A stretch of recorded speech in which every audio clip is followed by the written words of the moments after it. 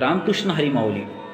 अनादी असणारा हा वारकरी संप्रदाय आणि या वारकरी संप्रदायाला लाभलेली जी संतांची मोठी परंपरा, त्या मोठ्या परंपरेतील एक ज्येष्ठ आणि श्रेष्ठ संत जे देवाला भेटायला जात नाहीत, आपल्या भक्तीच्या बळावर देवच ज्यांना भेटायला त्या ठिकाणी येतो, आपलं कर्तव्य पूर्ण करत करत शेती करून कामातच भगवंताच्या नामाचं, विठ्ठलाच्या नामाचं महिमा त्या ठिकाणी जगाला सांगणारे कर्मयोगी संत सावता महाराज,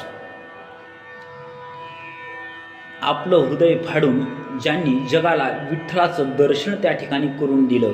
माऊली ज्ञानोबाराय ज्ञानेश्वरीच्या 9व्या अध्यायामध्ये वर्णन करते, ते वर्तत दिसती देही परिते देही ना माझ्या ठाई आणि मी तयाच्या हृदयी समग्र असे.